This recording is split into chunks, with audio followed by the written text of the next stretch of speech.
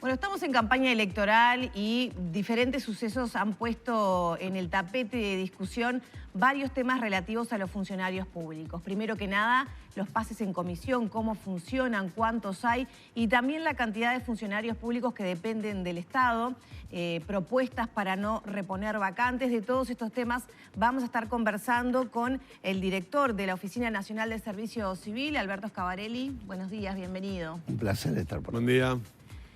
Primero que nada me gustaría definir, porque yo creo que la gente no sabe bien, cuáles son las funciones de la Oficina de Servicio Civil. Bueno, en realidad la estructura del gobierno uruguayo tiene el presidente actuando con el ministro o los ministros respectivos, ¿verdad? Entonces, por un lado está la institución, la organización Presidencia de la República, y por el otro los ministerios, que actúan de consuno para poder producir actos de gobierno, fundamentalmente. Hay algunos que son competencia exclusiva del presidente, pero no es lo genérico.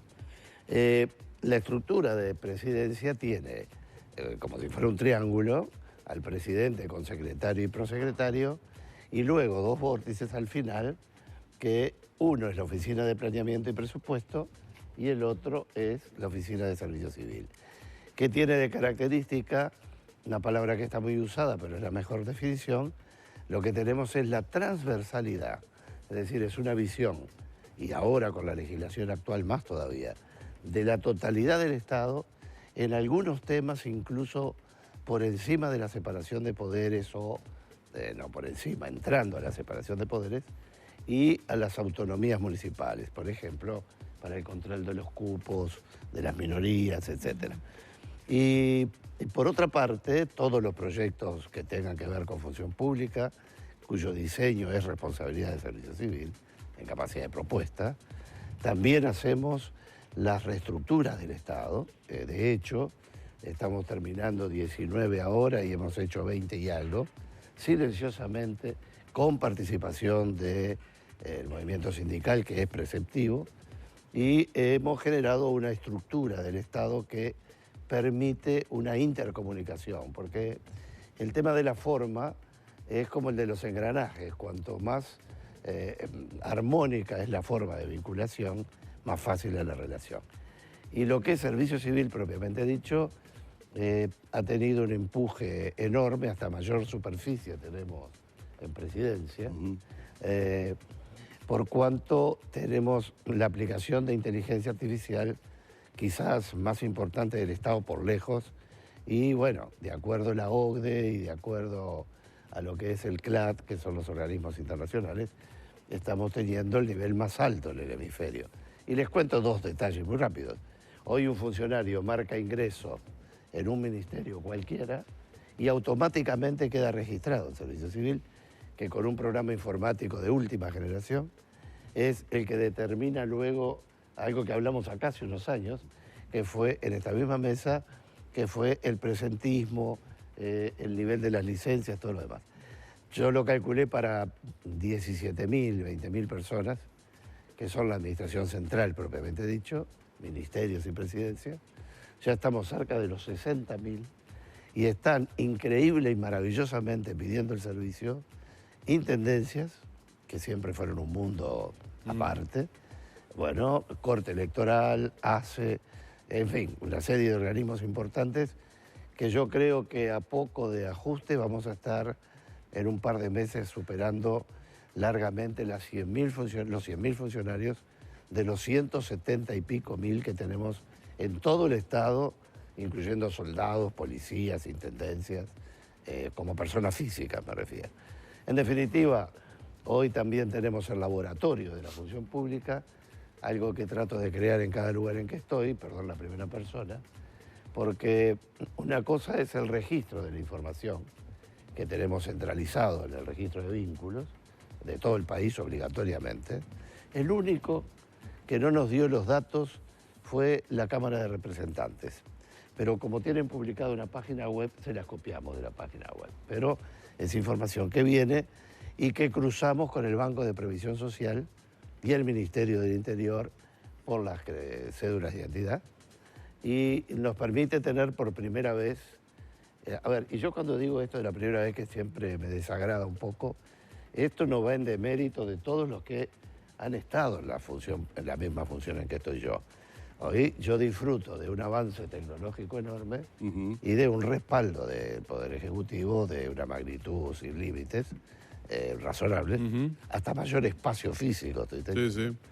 Y luego con algunas operaciones que lindan en el secuestro, porque seguro que vamos a hablar de los pases en comisión, pero nada de lo que hicimos lo pudiéramos haber hecho sin los pases en comisión de los ingenieros informáticos que pudimos traer de UTE, que si bien son preceptivos, que algo hablaremos, bueno, nos permitieron entrar a un mundo que hubiera sido imposible. O sea, transversalidad. De alguna manera hace pensar que está mejor controlada la función pública, ¿no? Mejor controlado el desempeño de cada uno de los funcionarios públicos. Sin embargo, por estas horas viene a colación el tema de los pases en comisión. En 2018 había 1.850 en todo el Estado. Exacto. El pase en comisión es cuando un funcionario, por ejemplo, de un ministerio, es llamado por un legislador para trabajar en su secretaría. ¿Cómo se controla que ese funcionario cumpla un horario, no trabaja a la misma hora en otro lugar? Porque después se abonan algunos conceptos de la opinión pública que en algunos casos no son justificados y en otros casos sí. Sí, se abonan o se comprueban, ¿no? El fenómeno del pase en comisión, que no es un invento uruguayo, pero ya tiene varias décadas, para hacerlo muy esquemático, porque tú lo dijiste perfectamente, se trata de una persona que es funcionario público. Esa persona, para hablar en términos muy duros, es el objeto, es el sujeto que recibe la acción del pase en comisión. Un funcionario público no puede gestionar un pase en comisión. De hecho, se mueven, pero donde se probara que se mueven, están incumpliendo una obligación que puede dar lugar a sanción administrativa. Un funcionario público que está en cualquier organismo que se les ocurra, salvo algunos que tienen limitante legal o, como todo pasa por presidencia, a algunos organismos uno trata de proteger, como es el sistema docente, por ejemplo. Entonces está el sujeto que es objeto del pase en comisión, que capaz que ni sabe nada, vamos a ser ingenuos. Y por otro lado está el jerarca de la oficina o dependencia del Estado, que esa oficina le paga el sueldo a ese sujeto. Y por otro lado está el demandante de ese servicio, que puede ser un legislador hasta 5, puede ser un ministro hasta 10, puede ser un intendente, puede ser la propia presidencia de la República. Esos pases fundamentalmente se llaman preceptivos. ¿Por qué? Porque una vez que se produce el pedido y nuestro registro de vínculos dice que no hay sumarios, porque hoy lo tenemos, no resisto contar, el registro de vínculos antes era un expediente que venía de Artigas a Montevideo y volvía. Hoy está informatizado de tal modo que las 24 horas, los 365 días del año, cualquier funcionario de los habilitados por el organismo del Estado de todo el país obtiene el certificado directamente en tiempo real. Bueno, antes era toda una vuelta, pasa por servicio civil y luego se informa al presidente que están dadas las condiciones, que son 13 fundamental, pero 2 básicas. Primero, que quien lo pide está dentro del cupo, que no supera los 5 del legislador y los 10 del ministro, y luego que la persona, funcionario que va a ser trasladada, no tiene impedimentos para poder ser trasladada. Hay algunos terrenos en el que el funcionario a trasladar, por ejemplo, si alguien lo pide en comisión para ir a 300 kilómetros a una intendencia, tiene derecho a decir, no, mire, yo no me voy a mudar por el pase en comisión. Pero esa es la teoría, digamos. En los hechos pasa que la persona que va a pasar en comisión quiere ese pase, ¿no? Sí, sí. Ahora voy a ir a la patología. Y además hoy en día, con tanta especialización, es difícil creer que solo esa persona puede cumplir esa tarea a la cual se pide. Digamos que es un acuerdo entre lo que el que pasa en comisión desea hacer y el jerarca que lo pide. Dos buenas preguntas. Pasa que uno se calcula los horarios que tiene el día, que son 24 horas, que uno puede trabajar 12, 13, 14. Yo quise contar primero el mecanismo. Después nos quedamos sin tiempo y como para ir un poco al meollo del tema, ¿no? Vamos al meollo. ¿Cómo puede ser que una persona que se sabe que trabaja 8 horas en otro lado es funcionario de un ministerio y tiene pase en comisión en otro lado? Es un dato de la realidad. ¿Quién controla que cumpla un horario? Es un dato de la realidad. Introduje yo mismo, con el respaldo del presidente del Consejo de Ministros, frente a esta realidad que todos conocemos, un artículo en la rendición de cuentas por la cual el jerarca que lo pide tiene obligación de comunicar al ministerio al cual pertenece y le paga el sueldo. Porque ese funcionario sigue en comisión, cambió de lugar, pero sigue siendo funcionario del otro lugar. Puede concursar por ascensos, se va con todas las retribuciones básicas. Bueno, pensamos cómo hacemos para parar esto que usted bien describe. Y bueno, lo que establecimos es una severísima responsabilidad, porque en definitiva es un documento público emitido por el jerarca que tiene el funcionario a su cargo, que comunica mes a mes que ese funcionario ha cumplido a cabalidad las funciones para las que fue convocado.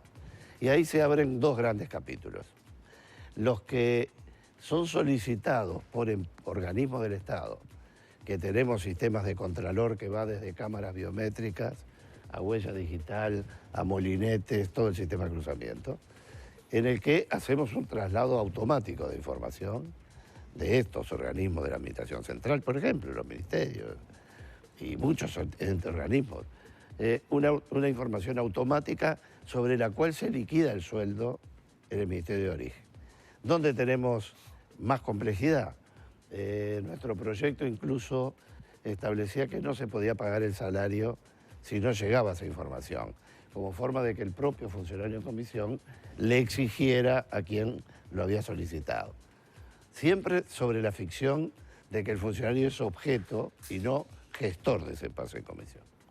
Los ñoquis, todo lo que conocemos, digo, no. Bueno, hoy hay una altísima responsabilidad porque los funcionarios que están en comisión en el Poder Legislativo no marcan ingreso, pese a que el sistema está. Pero bueno, son los representantes del país, lo pueden estar mandando al interior. Vamos a pensar bien, que para pensar mal siempre hay tiempo. Pero el hecho concreto es que llega a fin de mes y ese legislador, senador o diputado que pidió a ese funcionario, tiene que emitir un documento con su firma. ¿Y lo hacen? Sí, sí, es que si no, no le pagan al otro pobre, que es otro pobre, a la persona que está en el medio. Y en caso, todavía no hemos tenido ningún caso que haya llegado. En caso de que fuera así, bueno, llegará a Presidencia de la República y el presidente puede llegar a revocar esa comisión. Porque el que firma el pase en comisión, después que pasa por todo nuestro sistema, es el propio presidente. En una palabra, el pase en comisión es un instrumento formidable que debemos prevenir que un instrumento formidable por algunas patologías termine sin existir. Y voy a decir por qué es formidable. Primero, por ejemplo, Presidencia de la República, que tiene un número importante de pases en comisión. Es absolutamente lógico porque si no tendría que tener una plantilla renovada cada 5 años, basada en la confianza de algunos servicios complementarios a lo que es el staff profesional. Eso pasa, hay países que lo vacían totalmente y empiezan todos 0 kilómetros. Bueno, aquí el funcionario mantiene el empleo original y viene a trabajar, por ejemplo, en Presidencia, como les cuento de los ingenieros que tenemos de UTE, claro, sin los cuales no hubiera podido hacer absolutamente nada. ¿Cuántos pases en comisión hay? Según el país, el año pasado había 1.850. Exactamente. Se mantiene. Seguro, claro. ¿A dónde van mayoritariamente esos pasos? Bueno, están repartidos. Presidencia de la República tiene un número importante, por la misma razón que estábamos diciendo, y luego se distribuyen las cantidades que estábamos viendo. Uno multiplica la cantidad de legisladores que tienen un tope de 5 y más o menos lo va viendo, y luego los ministerios que también llevan gente en comisión. Por supuesto que uno dice, bueno, pero ¿y qué pasa en el lugar de donde se extrae al funcionario. Bueno, en definitiva, si bien es preceptivo, porque no hay facultad de quien tiene que entregar ese pase en comisión legalmente para negarse, a mí personalmente, cuando me piden en comisión, bueno, llamo y dialogo para decir no me lo lleve porque me matás si me lo llevas. Claro. ¿No? Tabarelli, los minutos son pocos y hay, además de los pases en comisión, otro tema que está instalado de lleno en el debate, que lo instaló uno de los candidatos, que tiene que ver con la cantidad de funcionarios públicos. A veces hay allí una línea media borrosa entre funcionarios públicos y vínculos con el Estado, porque una misma persona puede tener dos vínculos con el Estado, entonces la cantidad de funcionarios públicos no necesariamente es la cantidad de vínculos. ¿Cuántos son los vínculos hoy con el Estado al día de hoy? Vamos a ponernos los lentes, sí, así podemos decir el número absolutamente exacto. Primero que nada vamos a hablar de personas de carne y hueso. Está bien. Personas de carne y hueso que tenemos en el periodo son 274.977. Esas 274.000 personas cubren 312.560 vínculos. Por eso que ustedes decían, un abogado del Ministerio X también da clases en una facultad o dos. Exacto. Esa persona, como tú decías, tiene 3 vínculos, por ejemplo. ¿Y aumentó la cantidad de personas físicas de carne y hueso en el quinquenio?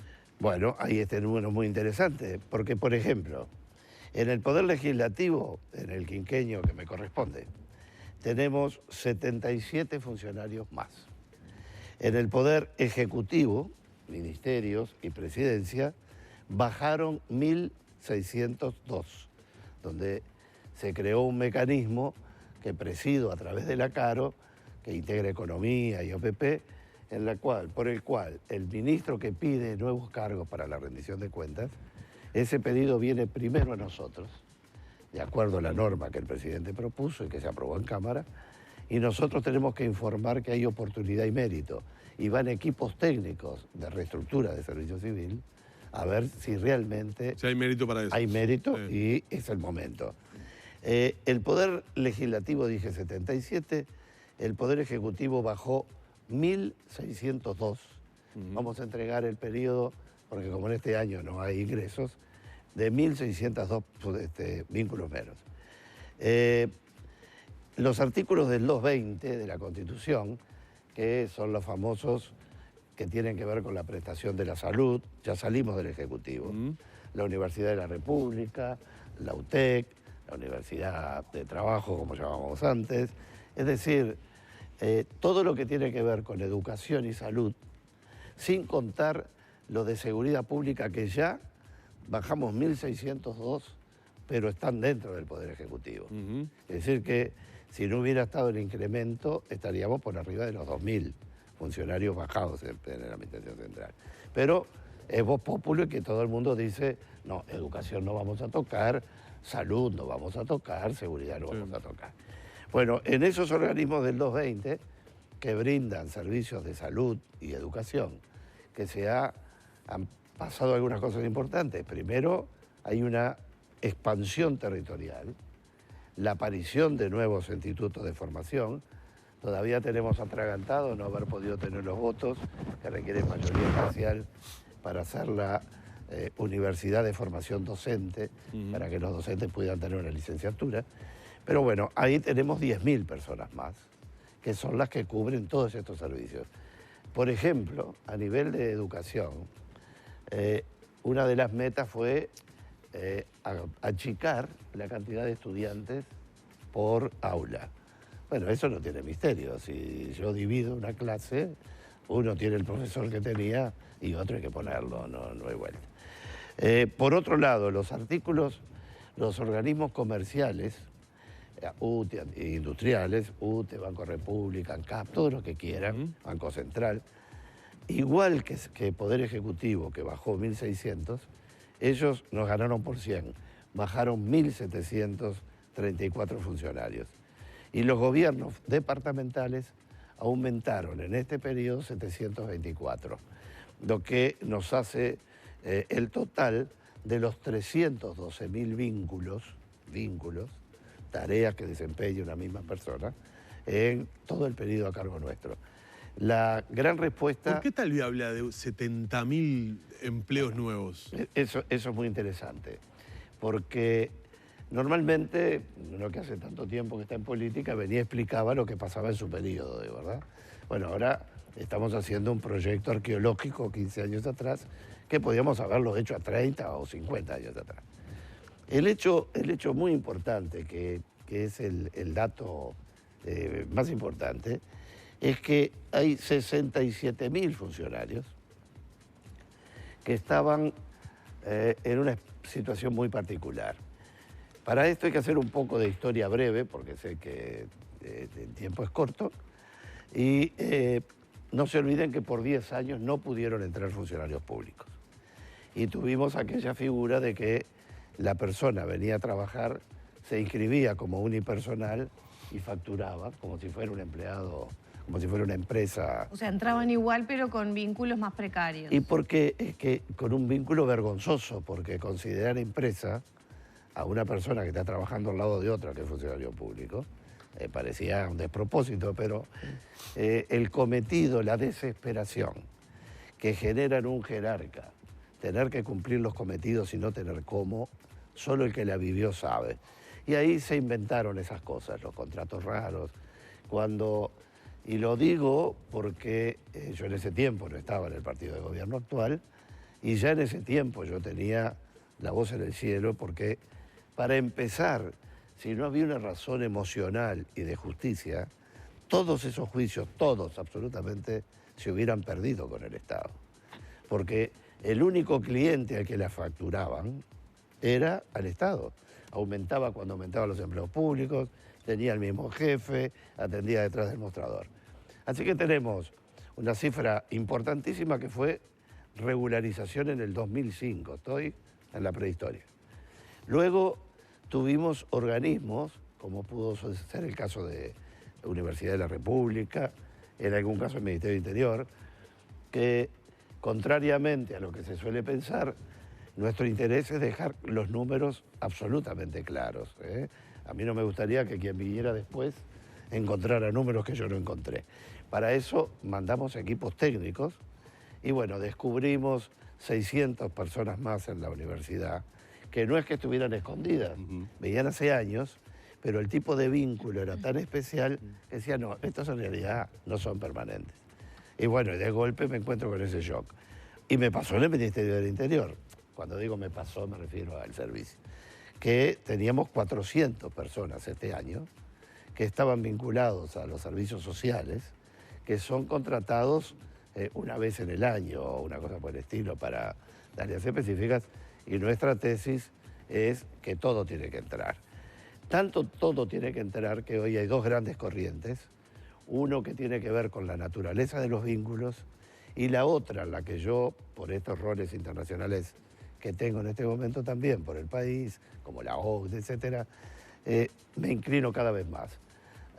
Al habitante del país, ni siquiera digo ciudadano, al que paga impuestos, yo creo que tiene el derecho de saber qué se paga con sus impuestos. Por eso, por primera vez, van los empleados que trabajan en las sociedades anónimas del Estado, que son vínculos de derecho privado. El otro factor que incidió en esta cantidad es el tema de la tecnificación o la aplicación tecnológica de nuevos sistemas en el propio servicio civil y la regularización de organismos que estaban tercerizando servicios como el MIDE, por ejemplo, todo por ley, porque eso se resolvió todo por ley, para que fueran estando. Les hago un número muy rápido, sí, porque veo el círculo. Tenemos que cerrar. Ya veo el círculo de la Tierra. Entonces tenemos que de los 67.000, tenemos un 75%, números redondos, 50.163 personas de todo ese proceso de purificación están en educación. En las empresas públicas, de toda esa cantidad, bajaron, tenemos 2.348, a pesar de que bajaron 1.734. En los ministerios bajó 5.521, porque eran aquellos que estaban en esa situación irregular. Salud, 9.429. Seguridad, 5.314. Pese a eso, para este quinquenio estamos bajando 1.600 vínculos, a pesar de que en el quinquenio entró esta gente. O sea que de los 67.000 vínculos nuevos que hay en el Estado en el último quinquenio, la mayoría fueron a educación. Sí, el seguridad. El 75% de educación. Seguridad, bueno, depende cómo se vea, hay un 8%, porque también hay números de incremento real, porque uno no puede tener un sistema de emergencias, un sistema de asistencia, todo depende de lo que el Estado tenga. Y como el tiempo se acaba, quiero dejar dicho algo que es duro, pero tengo que decir. Lo que tiene que quedar claro a quienes están proponiendo que se pueden cesar todo lo que es la reposición de los funcionarios que se jubilan y no proveer vacantes, bueno, que quede claro que eso lo vamos a resistir con toda la energía que podamos, porque muere automáticamente todo el sistema de protección para las personas con discapacidad, para la protección de las minorías afrodescendientes y para las personas trans.